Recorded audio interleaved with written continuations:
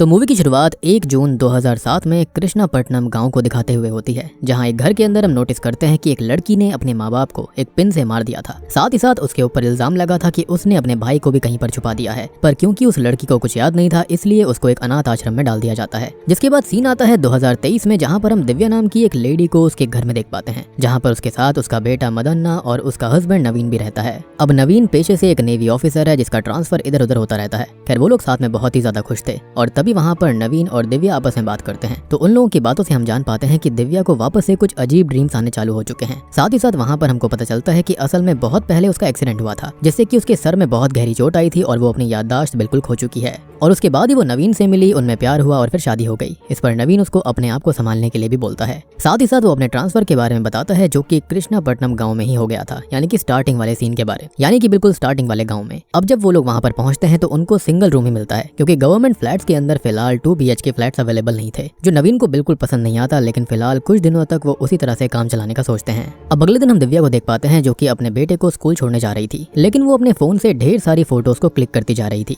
लेकिन रास्ते में ही वलारी हाउस पड़ता था। फिर जैसे ही दिव्या की नजर उस पर पड़ती है तो वो कुछ सोचती हुई वहाँ की फोटोज को भी क्लिक करने लगती है। अब इसी बीच हम उसके बेटे को देख पाते हैं, जिसके पास अचानक से उस घर के अंदर से एक अंगूठी लुढ़कती हुई आती है, जिसको वो उठाकर अपने पास रख लेता है। अब कुछ टाइम तक तो सब कुछ नॉर्मल था, जैसे कि हर मूवी के अंदर होता है, लेकिन कुछ समय के बाद में हम दिव्या को देख पाते हैं, जो कि जूस बना रही होती है। तभी उसको उसकी दोस्त का कॉल आता है, जिससे बात करने के लिए जब वो अपने रूम की तरफ जाती है तभी जूसर अपने आप चालू हो जाता है, जिससे कि सारा जूस दिव्या के घर में इधर उधर फैल गया था। अब तभी वो रिंग जो उसके बेटे के पास थी वो वापस से लुढ़कती हुई इस बार दिव्या के पास पहुंच जाती है। लेकिन फिलहाल वो इन सब पर ज्यादा ध्यान नहीं देती और सफाई के दौरान वो उस रिंग को भी उठाकर डस्टबिन में फेंक देती है। अब उसी रात जब नवीन घर पर आता है तो सभी बैठकर बातें करने लगते हैं, और अब जब दिव्या रसोई में जाती है तभी उसको अजीब से विजन्स आने लगते हैं, जो कि उसी वलारी हाउस के थे। अब वो विजन्स देखने के बाद दिव्या बहुत ज्यादा डर गई थी, इसलिए तब नवीन आकर उसको संभालता है। अगले दिन हम दिव्या को देख पाते हैं, जो कि अपने बेटे को स्कूल छोड़ने फिर से जाती है, तो उसे अपनी और मदन्ना की परछाई के साथ एक और बच्चे की परछाई नजर आ रही थी, जो कि उन्हीं लोगों के साथ चल रही होती है। लेकिन जब वो आसपास देखती है तो वहाँ पर कोई भी नहीं था, मतलब इतने में ही वहाँ से उसका बेटा मदन्ना गायब हो चुका था। और इस चीज को देखने के बाद वो बहुत ही ज्यादा डर जाती है। लेकिन आगे हम मदन्ना को देख पाते हैं, जो कि स्कूल में पहुंच गया था, जहाँ पर वो एक बूढ़ी औरत से बात करने के बाद स्कूल के अंदर चला जाता है। अब रात में जब दिव्या और उसका बेटा घर पर होते हैं तब नवीन मदन्ना को कॉल करके बताता है कि आज वो खराब मौसम की वजह से घर वापस नहीं आ पाएगा। इस पर मदन्ना हाँ बोलकर कॉल कट कर देता है। वहीं हम दिव्या को देखते हैं, जिसको उसकी दोस्त मैसेज करके बताती है कि उसने स्टेटस पर वलारी हाउस की फोटोज लगा रखी हैं, लेकिन दिव्या ने ऐसा कुछ भी नहीं करा था। तो वो अपना फोन चेक करने लगती है, जिसको चेक करने पर उसे पता चलता है कि उसके फोन से सच में किसी ने वलारी हाउस की ढेर सारी फोटोज उसके स्टेटस पर लगा रखी थी। तभी दिव्या को लगता है कि शायद मदन्ना ने ये सब मजाक किया होगा, इसलिए वो उनको डिलीट करके अपने काम में लग जाती है। अब आगे जब उसका बेटा वापस से रूम में आता है तब फोन पर किसी का कॉल आ रहा होता है, लेकिन जब मदन्ना कॉल रिसीव करता है तो दूसरी तरफ से उसे कुछ डरावनी आवाजें आने लगती हैं, जिससे डर कर वो फोन वहीं पर फेंक कर चला जाता है और अपने रूम में जाकर चुपचाप सो जाता है। लेकिन तभी उसका फोन अपने आप ही अनलॉक होकर वापस से वलारी हाउस की फोटोज को एज अ स्टेटस पर लगा देता है, जो कि काफी क्रीपी था। यानी कि इन सारी चीजों के जो तार थे वो वलारी हाउस और इसी गाँव से जुड़े हुए थे।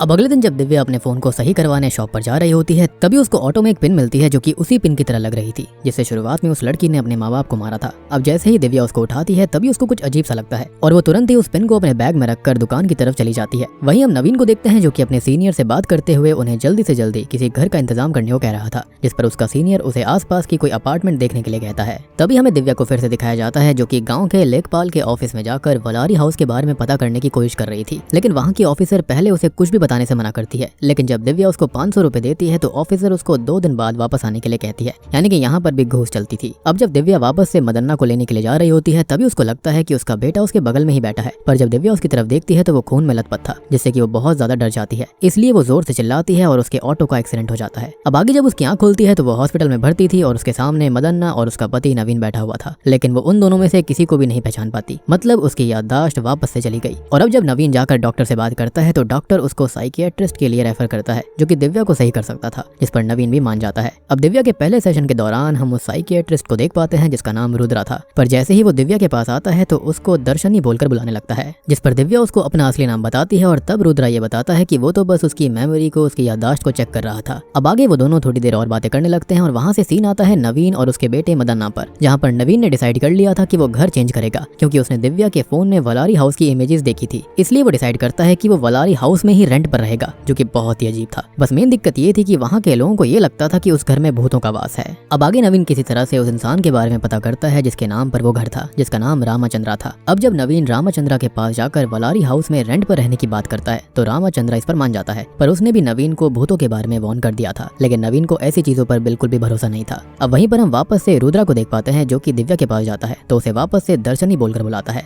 जिस पर दिव्या उसे वापस से करेक्ट करती है और रुद्रा का जवाब भी सेम रहता है कि वो बस उसकी मेमोरी को चेक कर रहा था। तभी रुद्रा की नजर पास में रखे दिव्या के बैग पर पड़ जाती है जिसमें से वही पिन बाहर की तरफ आ रही थी। अब जब रुद्रा उस पिन को उठाकर दिव्या को देता है और उसके बारे में पूछने की कोशिश करता है तो अचानक से दिव्या को नवीन और मदन्ना के बारे में सब याद आने लगता है, पर अभी भी उसको अपने फर्स्ट एक्सीडेंट से पहले की मेमोरीज याद नहीं थी। अब इस पर रुद्रा बोलता है कि दिव्या की याददाश्त तो वापस आ गई है, लेकिन अभी भी उसको हफ्ते में एक बार उसके क्लिनिक पर आना होगा। इस पर दिव्या भी मान जाती है। खैर अब दिव्या को भी पूरी तरह से रिकवर होने के बाद डिस्चार्ज कर दिया जाता है, जहाँ पर जब वो वलारी हाउस में पहुंचती है तो वहाँ पर दिव्या को सब बहुत ज्यादा अजीब लगने लगता है, पर अभी वो इन सब चीजों पर इतना ध्यान नहीं देती। अब रात में हम देख पाते हैं कि जब वो नहाने के लिए जाती है तभी उसके बाथटब में पड़ा हुआ पानी अचानक से खून में बदल जाता है और दिव्या को ये लगने लगता है कि उसको पानी में डुबोकर मारने की कोशिश करी जा रही है। पर अब वो जैसे तैसे बाहर आती है और अब रात में जब वो वापस से बाथरूम में जाती है तब वहाँ पर बाथरूम का दरवाजा कोई खटखटाने लगता है। पहले उसको ये लगता है कि बाहर नवीन है जो कि उसे मजाक करने की कोशिश कर रहा है, लेकिन जब दिव्या बाहर आती है तो नवीन चुपचाप बिस्तर पर सो रहा था, जिससे कि वो बहुत ही ज्यादा डर जाती है और वो नवीन को हक करके सो जाती है।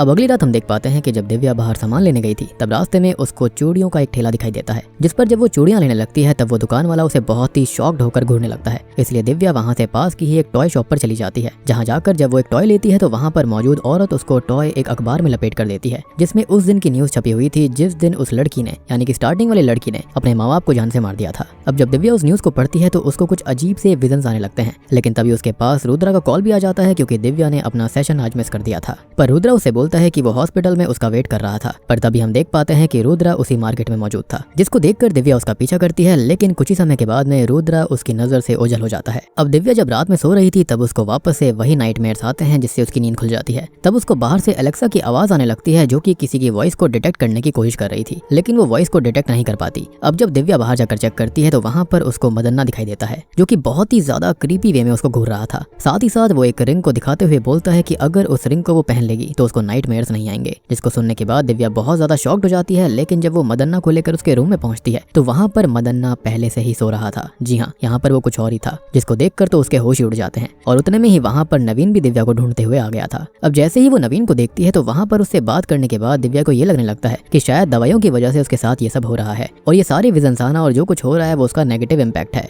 अब अगले दिन हम देखते हैं कि अब दिव्या को किसी भी हालत में वलारी हाउस के बारे में सब कुछ जानना था, इसलिए वो लेखपाल से वो डॉक्यूमेंट्स मंगवाती है, जिसको जब वो देखती है तो उसको पता चलता है कि असल में वलारी हाउस रामाचंद्रा के नाम पर है ही नहीं, बल्कि वो किसी दिव्या दर्शनी के नाम पर है। जिसको जानने के बाद जब दिव्या इस बारे में नवीन को बताती है तो दोनों ही रामाचंद्रा के घर में पहुंचते हैं, जहां पर जाने पर जब रामाचंद्रा दिव्या को देखता है तो वो बहुत ही शॉक्ड हो जाता है और बताता है कि दिव्या असल में बिल्कुल उसकी माँ जैसी लगती है और उसका पूरा नाम ही दिव्या दर्शनी है। जिसको जानने के बाद दिव्या बहुत ही ज्यादा शॉक्ड हो जाती है और आपको याद होगा कि वो जो रुद्रा था वो उसको दर्शनी कहकर बुला रहा था, यानी कि यहाँ पर भी कोई ना कोई राज था। अब आगे रामाचंद्रा शॉकिंग बात बताता है कि असल में दिव्या उसकी ही भतीजी है जो कि उसके बड़े भाई राजा राम की बेटी है, जो कि एक गवर्नमेंट सर्वेंट हुआ करते थे और अपने काम से जब वो एक दिन बाहर गए थे तो वहाँ पर उसकी मुलाकात बाला अंबिका नाम की एक औरत से हुई थी, जो कि बहुत ही ज्यादा अच्छी और मल्टी टैलेंटेड लड़की थी और बाद में उन दोनों को प्यार हो गया था, जिसके बाद ही उन दोनों की शादी भी हो गई, जिसके बाद उनकी एक बेटी और एक बेटा हुआ और वही लोग वलारी हाउस में रहा करते थे। साथ ही साथ अब वो बताता है कि फिर पता नहीं अचानक से क्या हुआ, जो कि उसके बड़े भाई और भाभी की मौत हो गई, जिसके बाद दिव्या भी वहां से चली गई थी और वहां पर जो कुछ भी हुआ था वो बस दिव्या को ही पता था। लेकिन दिव्या अभी के टाइम पर कुछ भी नहीं बता पाती, क्योंकि असल में एक्सीडेंट के बाद उसको अपने पेरेंट्स और किसी भी चीज के बारे में कुछ याद नहीं था।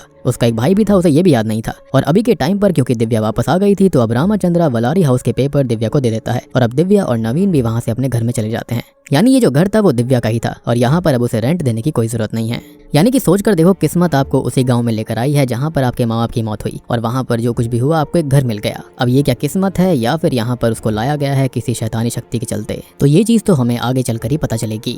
अब रात में जब दिव्या वापस से उस पिन को देख रही थी तभी अचानक से उसको मदन्ना एक अजीब से सॉन्ग को गाते हुए सुनाई देता है, जिसके बारे में दिव्या उसे बहुत ही ज्यादा गुस्से में कुछ पूछने लगती है और उसके ऊपर इतना ज्यादा गुस्सा कर देती है कि वो मदन्ना को जान से मारने वाली थी कि तभी वहाँ पर नवीन पहुंच जाता है, जो कि तुरंत ही मदन्ना को दिव्या से छुड़वाता है और दिव्या को एक चांटा भी मार देता है। फिर जब वो होश में आती है तो वो रोने लगती है क्योंकि उसको खुद को भी समझ में नहीं आ रहा था कि उसके साथ आखिरकार हो क्या रहा है। अब दिव्या से थोड़ी देर बात करने के बाद नवीन उसका मूड सही कर देता है तो वो मदन्ना के पास जाता है ताकि वो उसको भी शांत करवा पाए। लेकिन जब वो उसके रूम में पहुंचता है तब तक उसके बेटे को खतरनाक दौरे पड़ रहे थे, जिसको देखते ही नवीन तुरंत ही उसको उठाकर हॉस्पिटल लेकर जाने लगता है। लेकिन जैसे ही दिव्या भी उसके साथ आने की कोशिश करती है तभी वलारी हाउस के गेट जो होते हैं वो अपने आप बंद हो जाते हैं। एक बार तो नवीन जैसे तैसे गेट खोल देता है, लेकिन जैसे ही दिव्या वापस से बाहर जाने की कोशिश करती है तो फिर से सेम चीज होती है, दरवाजे बंद हो गए थे। इसलिए दिव्या अभी फिलहाल के लिए नवीन को अकेले ही जाने के लिए कह देती है और खुद घर पर ही रुक जाती है, जैसे ये घर उसे वहीं पर रोक कर रखना चाहता हो। अब नवीन के जाते ही वापस से वहाँ पर अजीब सी क्रीपी चीजें होना चालू हो गई थी, जैसे कि वहाँ की लाइट्स अपने आप जलने बुझने लगती हैं। साथ ही साथ तभी सेम अंगूठी वापस से लुढ़कती हुई दिव्या के पास आती है। अब जैसे ही दिव्या उसको पहनती है वैसे ही उसको पास्ट के कई सारे विजन्स आने लगते हैं और उसे अपने एक्सीडेंट के पहले के समय के बारे में भी याद आ जाता है। अब यहाँ से सीन सीधा पास्ट में जाता है जहाँ पर हम दिव्या को उसकी माँ के साथ देख पाते हैं, जहाँ पर दिव्या के 13 साल के हो जाने की वजह से उसके माता पिता एक बड़ा सा कार्यक्रम करवाने वाले थे और उसके लिए ही वो लोग अपने रिश्तेदारों को बुलाने के लिए जाने वाले थे। तब वो दिव्या से अपने भाई अकन्ना के साथ रहते हुए उसका ध्यान रखने के लिए बोलते हैं, क्योंकि उसको भी दौरे आया करते थे। खैर इस पर दिव्या मान जाती है कि वो अपने भाई का ख्याल रखेगी, लेकिन तभी हम वहाँ पर उसके पिता राजा राम को भी देख पाते हैं और अब जाकर हम जान पाते हैं कि असल में वो साइकियाट्रिस्ट रुद्रा कोई और नहीं बल्कि राजा राम ही था, जिसकी आत्मा दिव्या की हेल्प करने के लिए आया करती थी और इसलिए ही वो दिव्या को दर्शनी कहकर पुकार रहा था। और एक और चीज की रुद्रा या फिर राजा राम उस दिन बाजार से इसलिए गायब हो गया था क्योंकि वो एक आत्मा थी। खैर अब पास्ट में दिव्या के माता पिता बाला अंबिका और राजा राम निकल जाते हैं रिश्तेदारों को न्योता देने। तभी अकन्ना यानी कि दिव्या का छोटा भाई अपने घर में मौजूद एक सेफ को खोलने की कोशिश करने लगता है, जो कि बहुत ही पुराना सेफ था और उसको खोलने के लिए एक पेपर की मदद लगती थी जिसमें ही उसको खोलने के सारे इंस्ट्रक्शंस लिखे हुए थे और दिव्या भी उस समय अपने काम में लगी हुई थी। तभी अचानक से वहाँ पर उनका गेट नॉक होता है और वहाँ पर रामाचंद्र आया था, जिससे डरकर दोनों बच्चे घर में इधर उधर छुप जाते हैं, क्योंकि असल में रामाचंद्र दोनों को ही सेक्सुअली अब्यूज किया करता था। लेकिन रामाचंद्र अकन्ना को ढूंढ लेता है और उसके साथ वही सब गलत करने लगता है। वहीं हम दिव्या को देख पाते हैं जो कि डर के मारे बाथरूम के बाथटब में छिप गई थी। अब रामाचंद्र जब अकन्ना को सेक्सुअली अब्यूज कर रहा था तभी उसको दौरे पड़ने लगते हैं। साथ ही साथ इतने में ही रामाचंद्र को बाला अंबिका और राजा राम की आवाजें भी आने लग गई थी, जो कि घर पर लौट आए थे,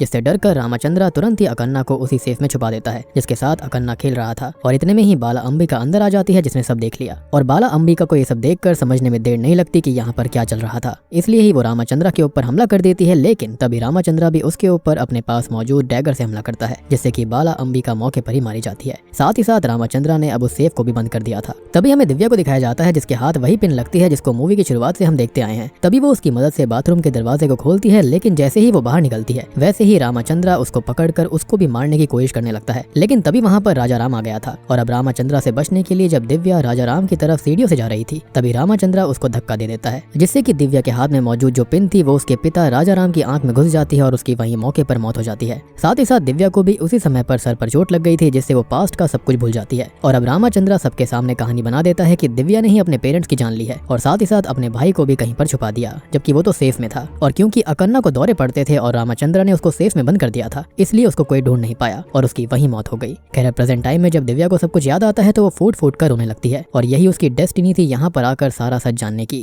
तभी वहाँ पर दिव्या को राजा राम और अकन्ना की आवाजें आने लगती हैं, जो कि उसको समझाने की कोशिश करने लगते हैं कि जो कुछ भी हुआ उसमें दिव्या की गलती नहीं थी। पर तभी वो डिसाइड करती है कि वो रामाचंद्र को उसकी गलतियों की सजा देगी। अब इतने में ही वहाँ पर उसका पति नवीन भी आ गया था, लेकिन उसके साथ उनका बेटा मदन्ना नहीं था। अब पूछने पर नवीन बताता है कि उसने मदन्ना को रामाचंद्र के पास छोड़ दिया है ताकि वो दिव्या की हरकतों से न डरे, जिसको सुनने के बाद दिव्या गुस्से में अकेले ही रामाचंद्र के घर कार से जाने लगती है। वहीं हम रामाचंद्र को देखते हैं जो कि मदन्ना के साथ भी सेम करने की कोशिश कर रहा था, उसको मोलेस्ट करने की कोशिश कर रहा था। लेकिन तभी दिव्या वहाँ पहुंच जाती है, जो कि उसे बहुत ही बुरी तरह से मारती है और अब रामाचंद्र भी सब कुछ कबूल कर लेता है। लेकिन दिव्या के लिए इतना काफी नहीं था। अब वो रामाचंद्र को उसके गुनाहों की सजा देने के लिए बांध देती है और उसको पकड़कर उसी सेफ के पास लेकर जाती है जिसके अंदर उसने अकन्ना को बंद करा था। और अब वो सेफ भी रामाचंद्र के ऊपर गिर पड़ता है, जिससे कि रामाचंद्र की मौके पर ही मौत हो जाती है। यानी कि यहाँ पर सुपरनैचुरल एलिमेंट्स थे। अकन्ना की आत्मा और उसके पिता की आत्मा यहाँ पर थी, जिसके चलते दिव्या को सब कुछ याद आ गया और उसने अपना बदला लिया, अपने परिवार का बदला लिया। और इसी के साथ में ये मूवी यहीं पर खत्म हो जाती है।